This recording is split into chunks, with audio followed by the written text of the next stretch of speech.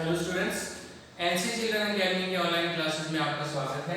11th class के अंदर हम लोग एटॉमिक थ्योरी पढ़ रहे हैं और एटॉमिक थ्योरी के अंदर मैं आपको नील्स बोहर की थ्योरीज और रदरफोर्ड का जो स्कैटरिंग एक्सपेरिमेंट था वो हम सारी चीज़ें पढ़ चुके हैं। लास्ट वीडियो जो था वो नील्स बोहर के कंसेप्ट पे और सोमरफेल्ड का एक्सटेंशन जो था उसके ऊपर मैंने आपको बताया था।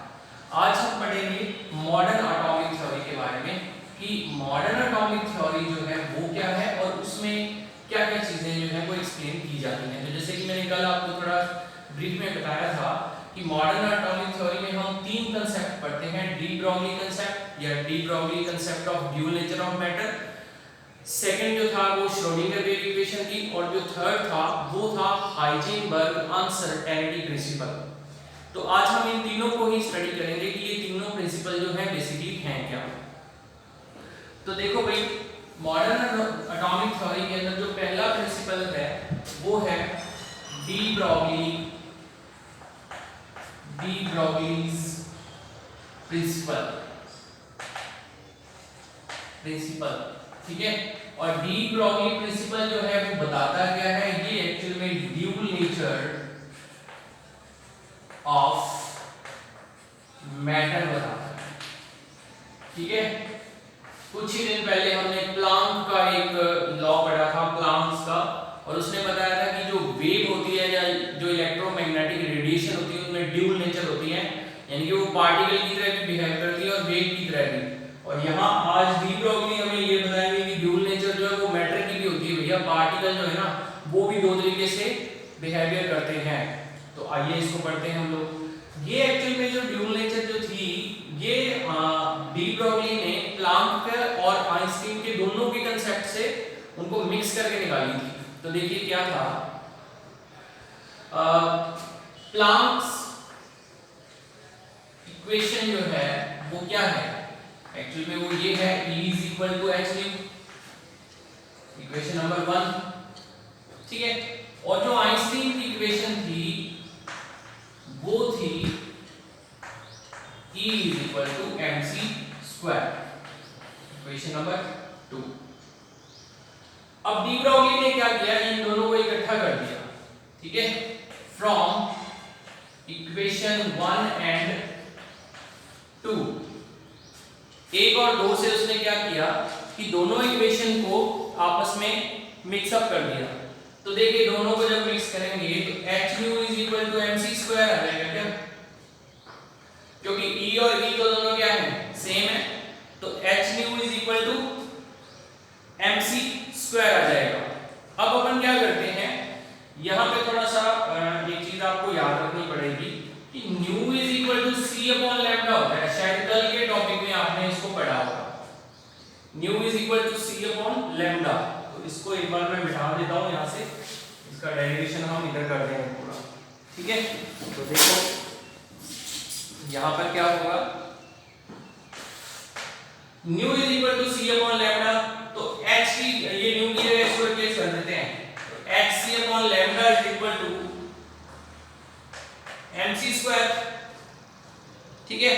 h c upon lambda is equal to mc square। अब देखो भैया lambda is equal to क्या आ जाएगा, lambda is equal to, इसको जब अपन सॉल्व करेंगे तो ये बन जाएगा, देखो mc इधर लैम्डा को इधर लेके जाते हैं तो lambda is equal to hc upon mc square, clear. c से c कैंसिल, तो lambda is equal to h upon mc। ये एक इक्वेशन अपने को यहां पर मिलती है। Lambda is equal to h upon mc जो इक्वेशन है ये एक्चुअल में रेडिएशन के लिए लैम्डा है, वेवलेंथ फॉर रेडिएशन। और इसी को जब हम क्या करेंगे, यहाँ पे मैं आपको और बता दूं, mc जो है वो एंगुलर मोमेंटम होता है, mc is equal to p होता है। तो p की जगह हम ऐसे लिख सकते हैं lambda is equal to h upon p, ऐसे भी लिखा जा सकता है, ठीक है। Lambda is equal to h upon p। p जो है वो p is equal to mv भी होता है, ठीक है। तो फिर हम इसी इक्वेशन को चेंज भी कर सकते हैं। कैसे चेंज कर सकते हैं, देखिए अगर हम पार्टिकल लें, अगर वेव की जगह पार्टिकल लें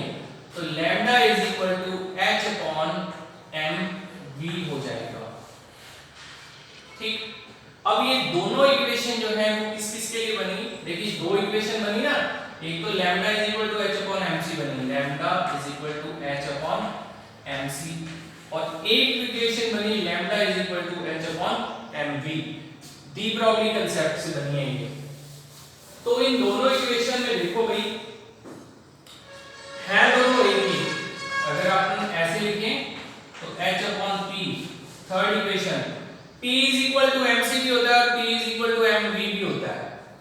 this equation is used for the particles और मैटर, तो यहां हम लिख सकते हैं कि this is lambda is equal to wavelength होता है ना, तो वेवलेंथ फॉर मैटर और पार्टिकल, ये तो पार्टिकल के लिए है, और जो ये वाला है ये है वेवलेंथ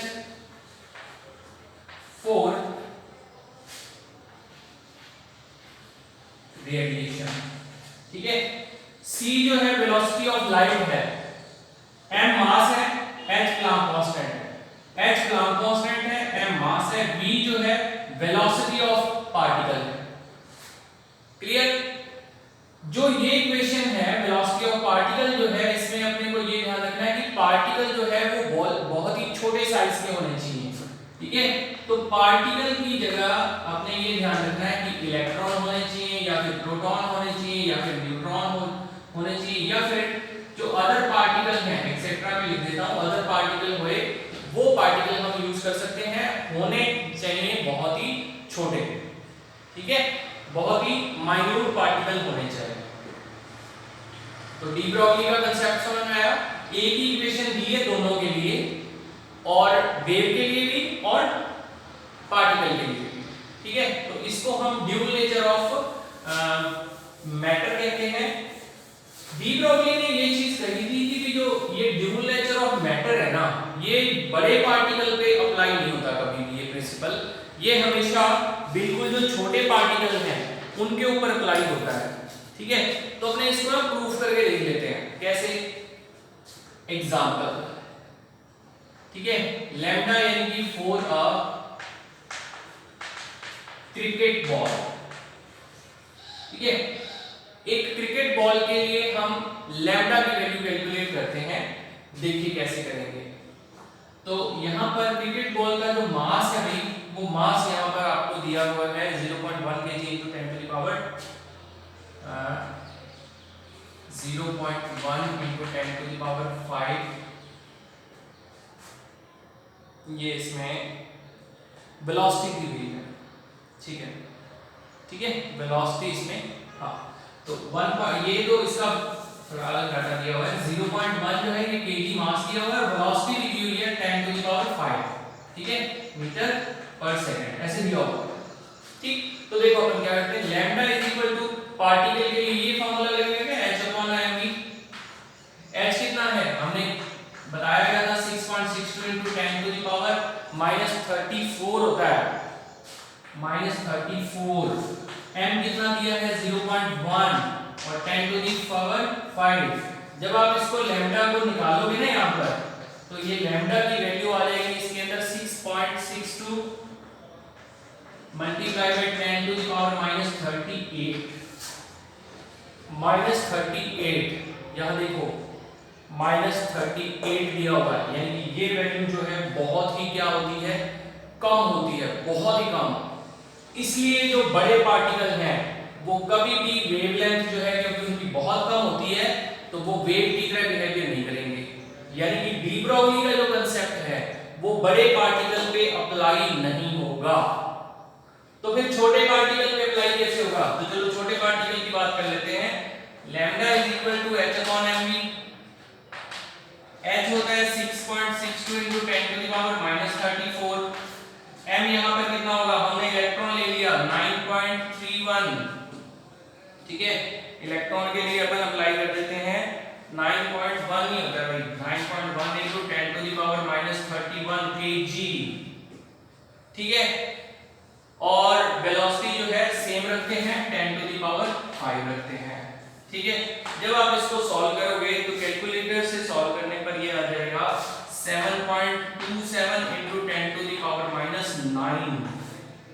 अब आप देखो कि एक तो ये वैल्यू है हमारे पास और एक ये वैल्यू है, ठीक है, -10 टू द पावर -38, यानी कि बहुत कम वैल्यू है, बड़ा पार्टिकल है, बॉल थी। यहाँ पे छोटा पार्टिकल है यानी कि इलेक्ट्रॉन है, और लैम्डा कितना आया, इसका वेवलेंथ कितनी है कि 7.27 × 10⁻⁹, जैसे इसकी वेवलेंथ ज्यादा है। तो वेवलेंथ ज्यादा है तो किसकी तरह बिहेव करेगा, वेव की तरह बिहेव करेगा, वो नहीं करेगा क्योंकि उसकी वेवलेंथ क्या है, कम है, ठीक है। तो डी ब्रोगली का जो कांसेप्ट था वो इस प्रकार से, ये कांसेप्ट जो है वो हमें समझाता है कि पार्टिकल जो है वो भी वेव और पार्टिकल दोनों ही नेचर रखते हैं। शर्त ये है कि पार्टिकल जो है वो क्या होने चाहिए, बहुत ही माइन्यूट पार्टिकल होने चाहिए या बहुत ही छोटे पार्टिकल होने चाहिए। क्लियर हुई ये वाली बात। फिर इसके बाद में एक कांसेप्ट और है, वो है अपना हाइजेनबर्ग का अनसर्टेनिटी प्रिंसिपल, ठीक है, अनसर्टेनिटी प्रिंसिपल ऑफ हाइजेनबर्ग, ठीक है। तो हाइजेनबर्ग का अनसर्टेनिटी प्रिंसिपल क्या है, तो देखो उसने एक इक्वेशन दी थी, del x into del p, ये इनटू है ना, मैं डॉट लगा देता हूं एक बार क्योंकि x और x आपस में कहीं मैच ना करते हैं। तो del x dot del p is greater than और इक्वल टू h अपॉन 2 पाई, ठीक है, h अपॉन 2 पाई, और कई बार 4 पाई भी यूज करते हैं, दोनों यूज करते हैं, इसमें h अपॉन 2 पाई भी यूज करते हैं, 4 पाई, तो मैं इधर बुक के अकॉर्डिंग 4 पाई लिख देता हूं। चलो अब ये लोग हैं कौन सारे के सारे, देखो प्रिंसिपल अभी मैं आपको बताऊंगा, पहले मैं इक्वेशन की बात कर लेता हूं। del x जो है वो है अनसर्टेनिटी इन, अनसर्टेनिटी इन, ये तो del p जो है वो पोजीशन के लिए होगा, x जो हो गया वो है आपका अनसर्टेनिटी इन पोजीशन, पोजीशन के लिए x जो है वो है ऑफ पार्टिकल, और del p जो है वो है uncertainty in velocity of particle, ठीक, ये है h प्लैंक कांस्टेंट होता है, 4 का मतलब 4 है, पाई का मतलब पाई है, ठीक। तो अब देखो इसका मतलब क्या है, हाइजेनबर्ग जो ये था ना, उसने ये कहा था कि जब इलेक्ट्रॉन जो है वो न्यूक्लियस के चारों ओर रोटेट करेगा ना, जब घूमेगा चारों ओर, तो आप उसकी पोजीशन को अगर सही सही तरीके से बताते हो तो उस वक्त उसकी वेलोसिटी को सही तरीके से नहीं बताया जा सकता, और अगर उसकी वेलोसिटी को अगर सही कैलकुलेट किया जाए तो उस वक्त फिर उसकी पोजीशन को सही नहीं बताया जा सकता, यानी कि उसके अंदर अनसर्टेनिटी रहेगी।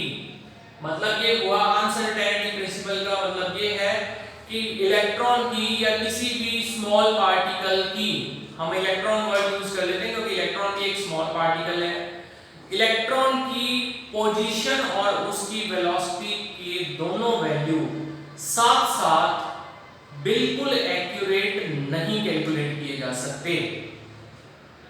समझ में आया? जब इलेक्ट्रॉन की आप पोजीशन बताते हो न्यूक्लियस के चारों ओर, एक्यूरेट पोजीशन, तो उस वक्त फिर उसकी पोजीशन के अलावा उसकी वेलोसिटी को सही नहीं बताया जा सकता, मतलब उसकी वैल्यू सही नहीं आएगी। और अगर उसकी वेलोसिटी को सही बता दिया जाए तो फिर उसकी पोजीशन सही नहीं आती, ठीक है। ये हाइजेनबर्ग का प्रिंसिपल था, और उसने उसको एक इक्वेशन से शो किया था, del x dot del p greater than और इक्वल टू h अपॉन 4 पाई या फिर 2 पाई भी होता है, लेकिन 4 पाई अपन यूज करते हैं छोटी क्लासेस में। 4 पाई और 2 पाई क्या आता है ये आपको बड़ी क्लासेस में समझ में आएगा कि इसका मतलब क्या है, ठीक है। ये अनसर्टेनिटी प्रिंसिपल था, ठीक है भाई। फिर उसके बाद में एक प्रिंसिपल और आ जाता है मॉडर्न कंसेप्ट में, और वो है श्रोडिंगर वेव इक्वेशन, ठीक है। तो अभी 1 मिनट में मैं आपको वो भी बता देता हूं। Schrodinger wave equation. ठीक है, तो ये इक्वेशन थी सिर्फ जो कि इलेक्ट्रॉन की पोजीशन के बारे में हमें बताती है। एक बार मैं इक्वेशन लिख लेता हूं, ये क्या है देखिए, delta square psi upon del X square plus del square psi upon del Y square, del square psi upon del Z square, और फिर आ जाएगा plus 8 pi square M upon N square E minus V psi is equal to 0। ठीक है, तो ये बड़ी सारी इक्वेशन है, ध्यान से देखो कि ये क्या है, इसको आपने नोट कर लेना है। यहां पर कौन सी चीज क्या है, देखिए x y z जो है वो तो तीनों क्या है, एक्सिस हैं। m जो है मास ऑफ इलेक्ट्रॉन है। इसके अलावा E जो है वो एनर्जी ऑफ इलेक्ट्रॉन है इसके अंदर, और फिर इसके बाद में H जो है वो आप जानते हैं प्लांक कांस्टेंट होगा। ठीक है, V जो है इसमें ये पोटेंशियल एनर्जी है, ये याद रखना, वेलोसिटी नहीं है, पोटेंशियल एनर्जी ऑफ इलेक्ट्रॉन, और साई जो है इसमें वेव फंक्शन है। ठीक है, ये सारी चीजें इसके अंदर ये लिख दी गई है। तो ये आपकी इक्वेशन है। इस इक्वेशन में क्या है कि ऑर्बिटल का कांसेप्ट जो था वो यहां से बना था। ये इक्वेशन देखो x y z ये तो एक्सिस है, और ये इक्वेशन को जब अपन सॉल्व करते हैं ना पूरी इक्वेशन को, तो साई स्क्वायर, साई की वैल्यू आएगी ये वाली, साई स्क्वायर की वैल्यू, यानी कि साई का जस्ट डबल करने पर साई स्क्वायर की वैल्यू आएगी, और वो साई स्क्वायर की वैल्यू पूरे न्यूक्लियस के चारों ओर जहां साई स्क्वायर की वैल्यू मैक्सिमम होगी, इलेक्ट्रॉन के पाए जाने की पॉसिबिलिटी वहां मैक्सिमम होगी, और जहां साई स्क्वायर की वैल्यू मिनिमम होती है या 0 होती है, तो वहां इलेक्ट्रॉन के पाए जाने की पॉसिबिलिटी भी क्या होती है, 0 होती है। ठीक है, आज आपने इनको नोट कर लेना है। नेक्स्ट वीडियो के अंदर मैं दोबारा तीनों के तीनों एग्जांपल, फिर तीनों के तीनों जो प्रिंसिपल हैं दोबारा जो है वो उनको एक्सप्लेन करूंगा, और इनसे जुड़े हुए कुछ न्यूमेरिकल है वो मैं आपको नेक्स्ट वीडियो के अंदर सॉल्व कराऊंगा।